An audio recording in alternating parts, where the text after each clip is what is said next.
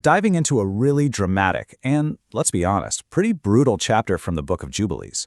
Now, this is an ancient text that gives a very different spin on a famous biblical family. This isn't just another story about the feud between the brothers Jacob and Esau. No, this is a full-blown account of an all-out war of conquest, and it all kicks off with one chilling demand. The whole thing ignites with these words right here. And this isn't some plea for negotiation, this is a command. That's Judah, one of Jacob's own sons, telling his father to strike the very first blow against his uncle Esau. The language is just so stark, right? Slay the enemy. The battle lines are drawn, and they run right through the heart of this family. So that plea, that's the final push. This is the moment where all that simmering tension just boils over into action that you just can't take back. At his son's urging, the patriarch, Jacob, now picks up a weapon to use against his own twin brother. And this sets off a truly devastating chain of events. And he doesn't hesitate for a second. The way the text describes it is so cold, so precise. Jacob bends his bow, he aims, and with one single arrow he kills his brother Esau. The act of fratricide is just immediate. We're not talking about some long, drawn-out duel here. This is a swift execution, and it's the opening shot of the war. You know, before the shock of that first shot can even settle in, a second arrow is already flying. Jacob immediately targets and kills one of Esau's key allies, this guy Adoran the Aramean. And with that one move, the conflict just explodes. It's not brother against brother anymore. Now it's nation against nation. So with the enemy leaders down, the battle just erupts into this full-scale military operation. But what happens next isn't just chaos. Oh no, it's a brilliantly coordinated four-front war, all orchestrated by the sons of Jacob. Okay, so check this out. This is pure tactical precision, a total encirclement. You can see how they coordinate the whole thing. From the south, you've got Judah leading the charge. At the exact same time, from the east, Levi's group takes on allies like Moab and Ammon.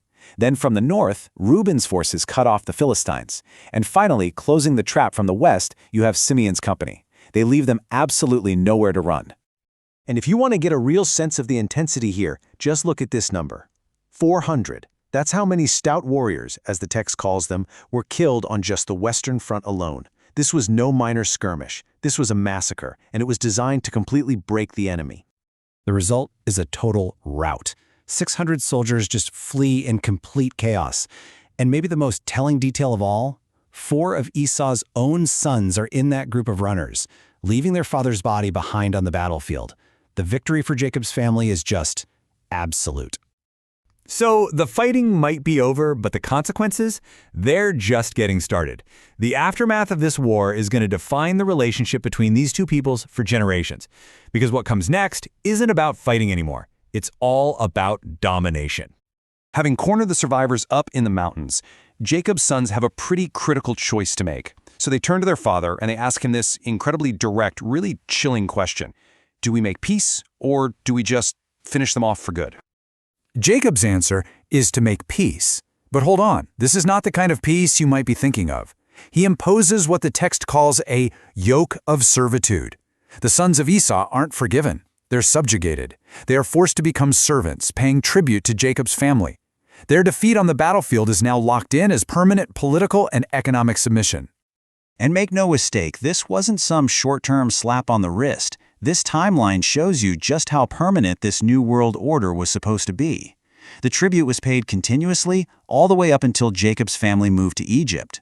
But then the author adds this crucial final note, until this day, basically claiming the sons of Edom never, ever escaped this servitude. And right when you think the story of the conquest is all wrapped up, the chapter does something really fascinating.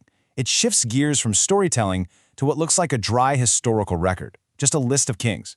But trust me, its purpose is anything but simple record-keeping.